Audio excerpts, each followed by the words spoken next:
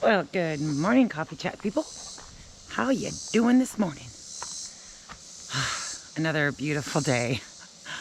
I've got a sweatshirt on just because I'm always cold. But I got to get my garden chores done. And I have to shoot a coffee chat. And I'm waiting on the handsome man. So I was like, you know what?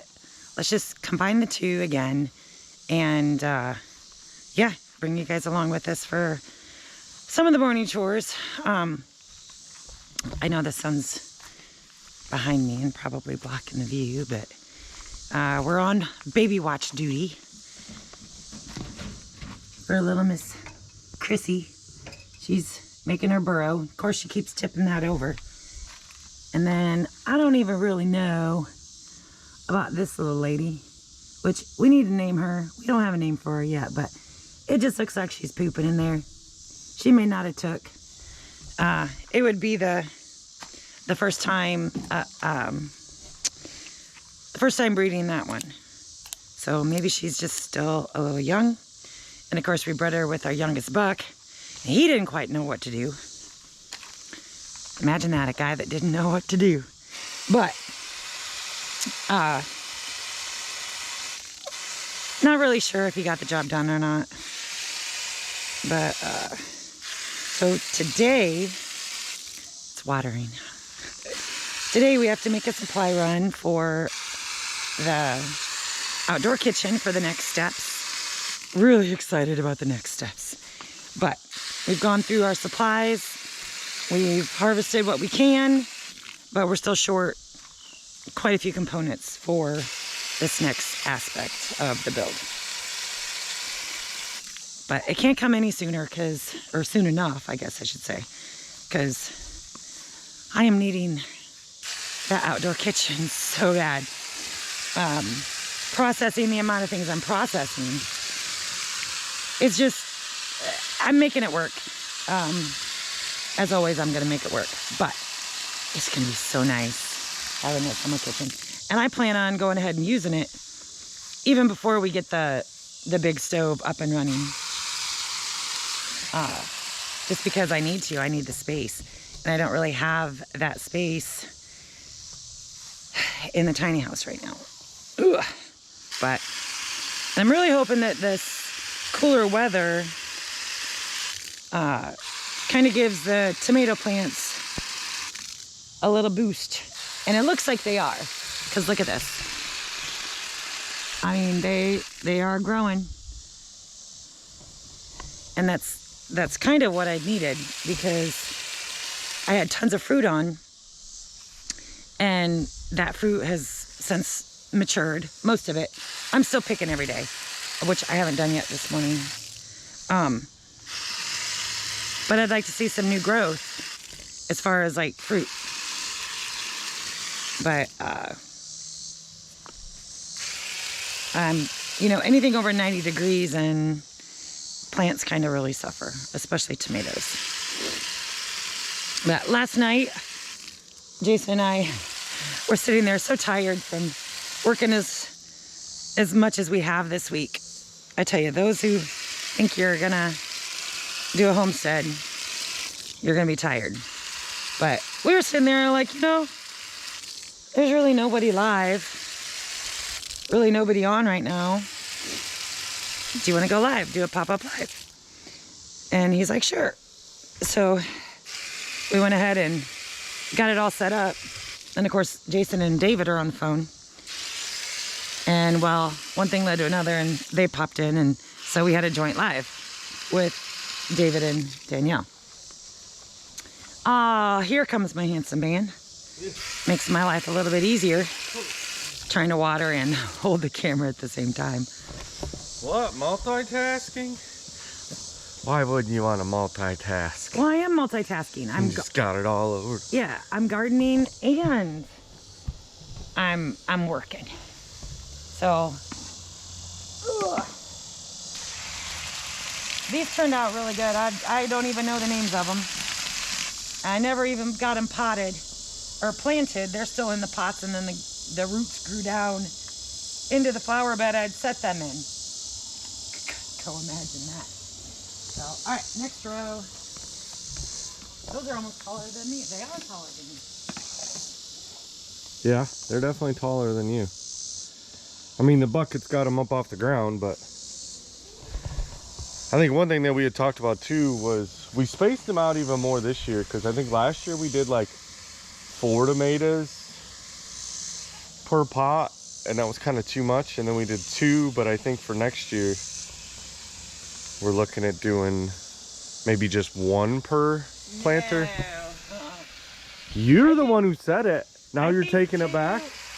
Well, no, I'm saying if we choose to downsize the garden.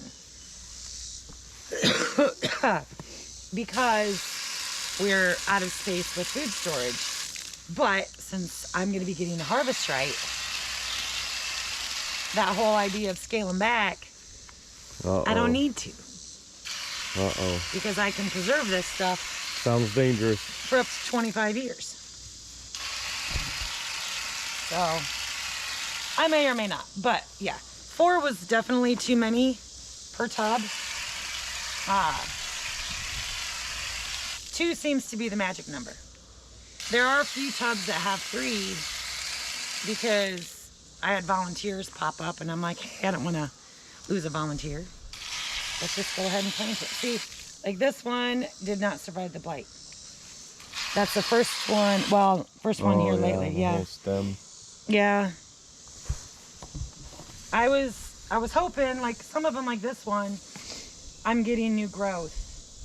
But it looks like I need to spray again for blight because even the new growth is getting a little bit. So I don't know. I may end up losing that one. Which is fine. I mean, the other ones are flourishing, and like this one doesn't have any signs except for right down here, but that's all new growth. And this one was another one that I wasn't sure was going to make it. I tell you, that blight is nothing to joke about. Well, it's definitely that reiteration too, like we've been talking about, is coming up with a method without losing the dirt, because, well, we've put a lot of money into getting this dirt. So, but being able to build a spot that we can dump all these over the winter, add some more amendments to it for composting and whatnot, and then just refill the tubs. It's a lot of work, but I think if we can get it to it where it's a system like maybe every 2 years. But yeah, this year we didn't spend any money on dirt other than that $20 truckload. Yeah, we bought that one truckload, so. But it's been the first year that like I didn't have to buy. Yeah, I don't know. I watered the snot out of this thing yesterday, and it's still just wilted. Well, and the heat's not bad. I mean, the temperatures are down now, so. It come on beautifully and then produced all that. And if this is all the fruit, I mean, I do have some new fruit growing. So, I mean, I'm seeing 2 or 3 new ones. But what's on it, they're looking great. They're growing just like normal. So I think a lot of it, too, was it's not a heat-tolerant plant. It's not a heat-tolerant vegetable. And then using the metal trellis, I noticed everywhere where the branches were touching the metal on those hot days, it was kind of like scorching it. Oh, cooking it. Yeah. Well, that's where. Next row. I know we have a couple of them already. I don't know what's up with this lens. It's giving all that foggy. I've tried to clean it. We've got the shade cloths that, I don't know, we need to get put up probably. Well, I don't really think over there because that is a shady area.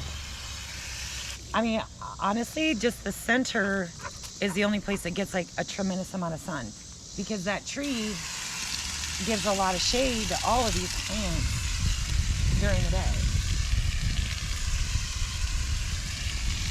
I seen a couple. Where are they at today? Oh, look. Look at this little bitty. They're starting to get there.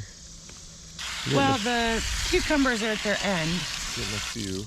But the beans are really taking off. Yeah, so that's what all the white flowers are. hopefully I'll get a good harvest of beans off of these, because the last one's petered out. Yeah. A couple more right in there. I think I've pulled like one bean off. 1 or 2 beans. But I need to really have a garden day where I completely just take care of all the, call out everything. But we've been working so hard on the kitchen, I just haven't had time. And of course, Swami trying to help didn't realize that I had planted numerous plants in this garden bed with the zinnias, and she thought they were weeds, so she picked them. Which, it's fine. She tried to replant some, but that didn't work. So I don't know how much of my, and the bad thing was they were perennials too. They weren't annuals, they were perennials, because I was hoping that, you know, they'd come back. By the time I caught her, I noticed it, and so there are still some here, but I definitely overplanted the zinnias. I think they kind of pretty much took over everything else, so maybe the stuff wouldn't really have grown anyway. But boy, have they brought in the pollinators, and there's no party. Oh, okay, last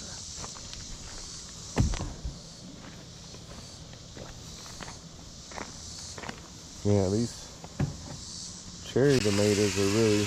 I need to prune. These Gardener Delights have been amazing.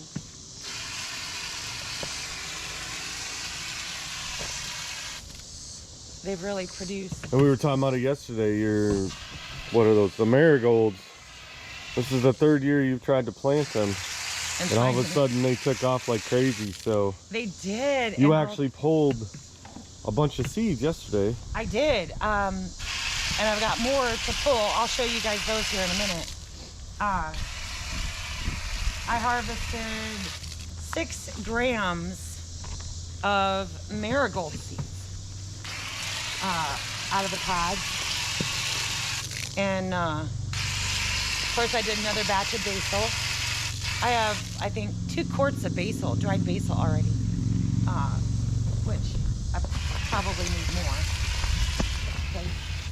A lot of it I just take directly from the dehydrator and put straight into the stock pot, like I did yesterday, because I did a whole batch of pizza sauce. So that's done with the watering.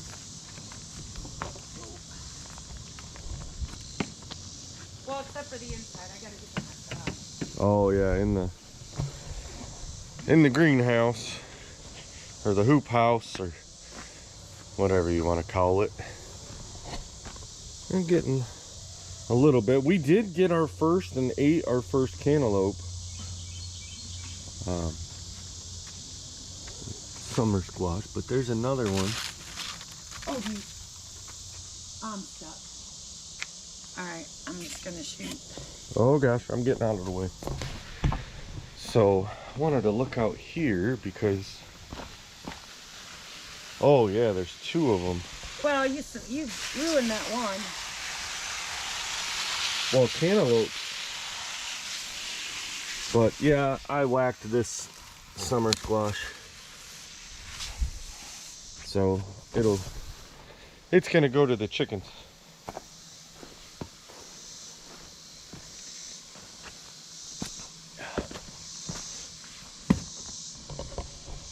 They'll go after it.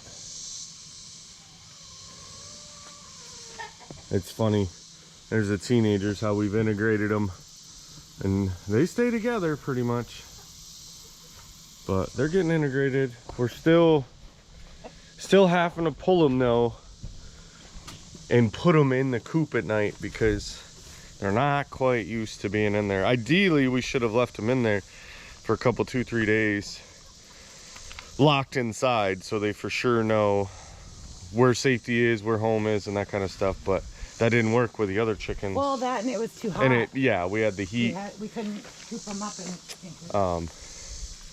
And then we moved.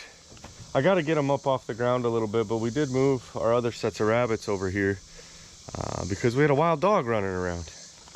And The same one keeps coming every time that you pop out to where you get a look at him, he runs off. So I mean, that was good, right? Except for he keeps coming back. And then the other day he came back twice, and the second time we only knew he was back because the 2 bucks that we have in a cage, which one of them's going over to Eric and Missy at Tilted K, they started squealing. And you don't hear rabbits make noise other than running around in their cage. So we knew something was up, and let's check. Oh mama, we got a broody one over here in the maternity ward. She's on 9 or 10 eggs. But we gave her food and water in here, and she just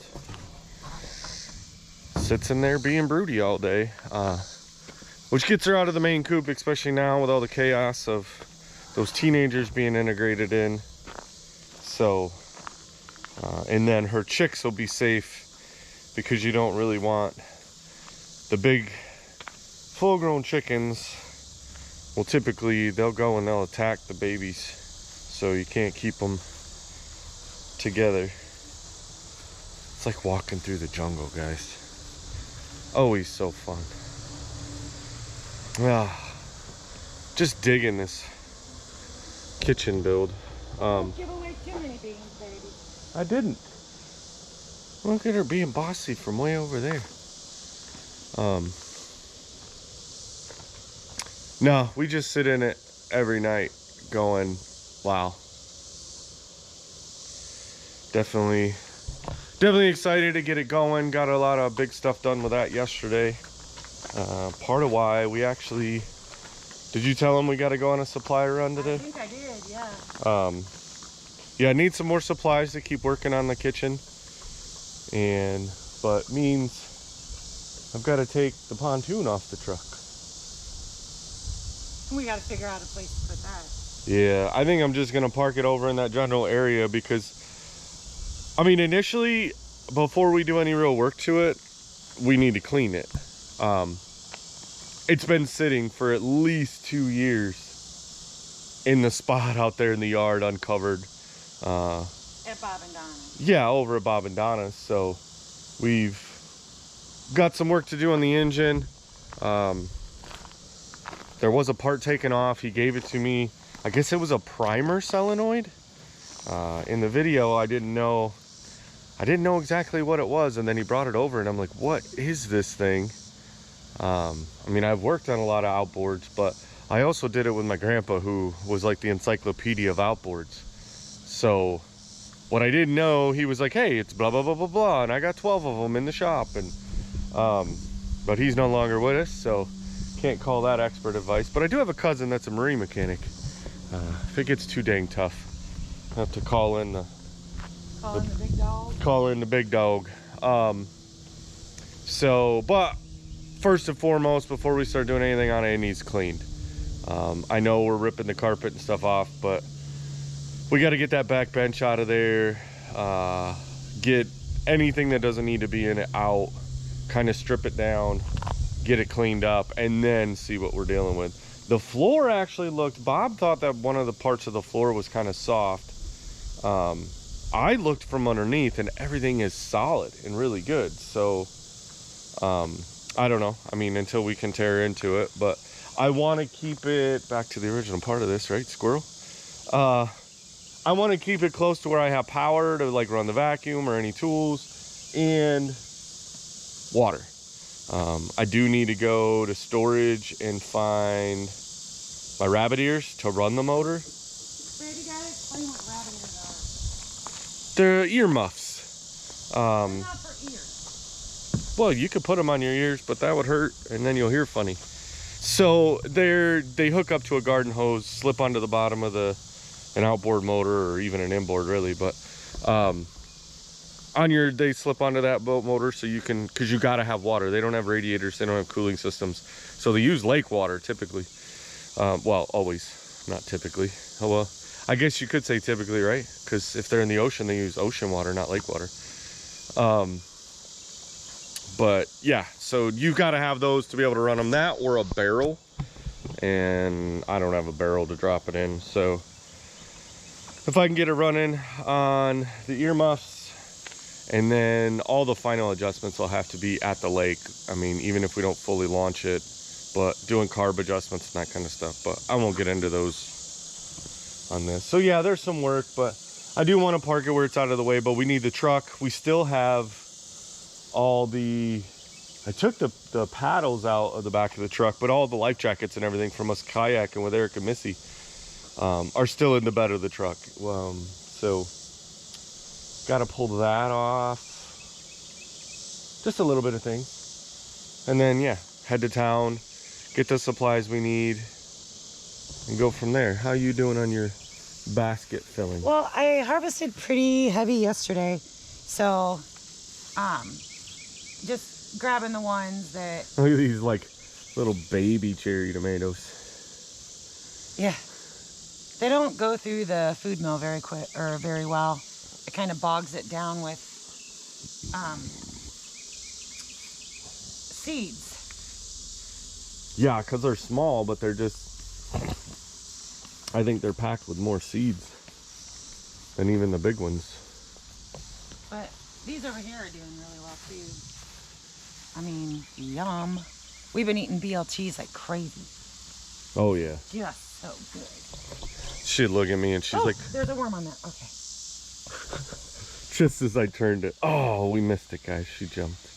All right. So I need to spray. Dang it. Let's go feed the chicken some more.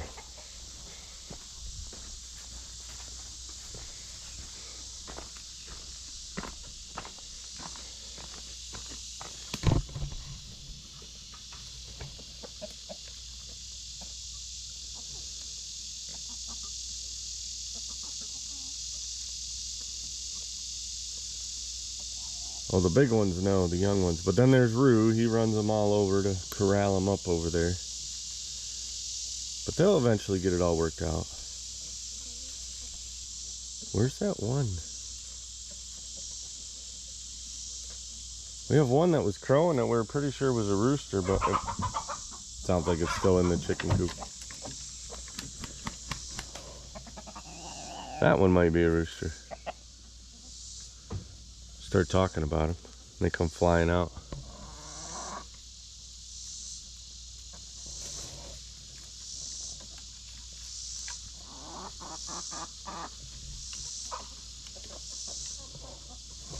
Yeah.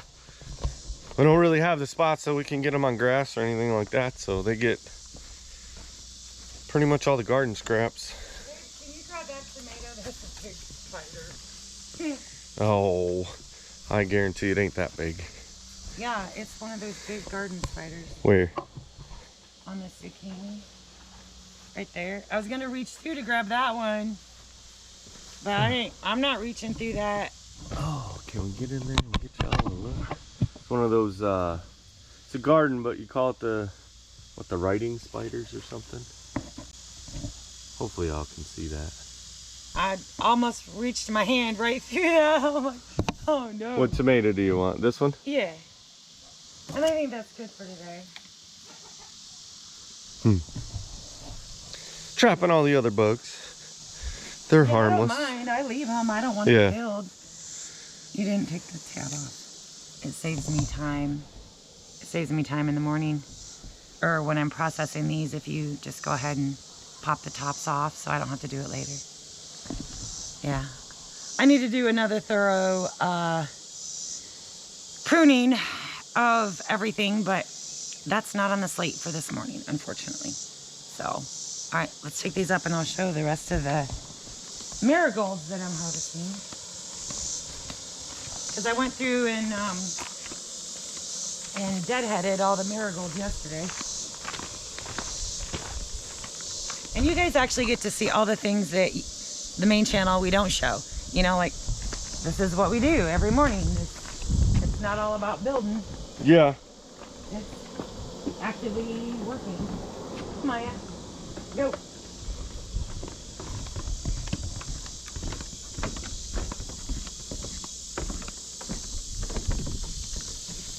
So these are the Canning ones. station setup. Yeah, so this is where I've been canning.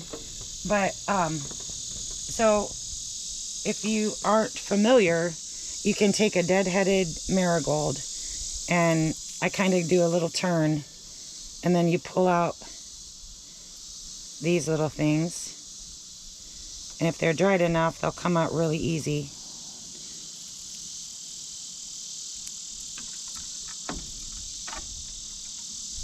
And then you open them up, and look at that. Right there's like a whole packet of marigold seeds. They look like porcupine quills. Yeah. And I mean, why wouldn't I harvest? They're doing amazing. And I'll show you all the ones that I got from yesterday. Hold on. Yeah, I mean, if they're growing as good as they are, then why wouldn't we try to keep in that stock? I did some leveling back here. I haven't shown any of that, but had a little hole that we were trying to dig down to see how far the rock went. So I filled it all in because this grass is just going crazy down in here. Yeah. So 6 grams, which grams doesn't seem like a lot, but look how many I got from yesterday's. That is a lot of marigolds. Gonna have a lot of marigolds next year. So I still have to harvest these. They're still a little damp. But yesterday I processed another 2 gallons of, well, probably a little bit more than that, of tomato juice out of the squeezo from the tomatoes into pizza sauce. So I had to render quite a bit longer. I bet I rendered it down to 1/3 of what the original volume was. And I was still pressure canning after our live last night with David and Danielle. So I had to come in here and get all that done. Got those pressure canned. So, yeah. And it's crazy because, like, you think 2.5 gallons of tomato juice or tomato pulps and stuff, you think you're going to get a lot, right? What did I get? Let me go get a jar.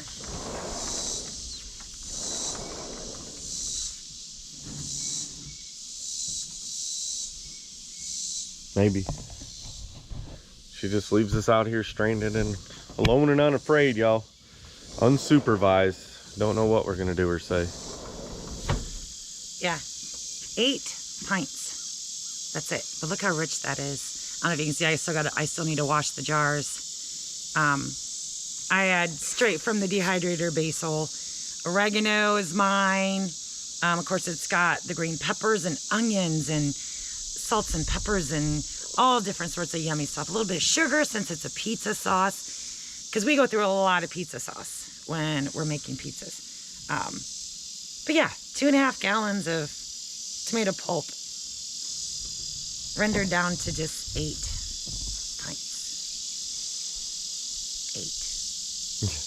That's it. But, oh, it's gonna be good. All right.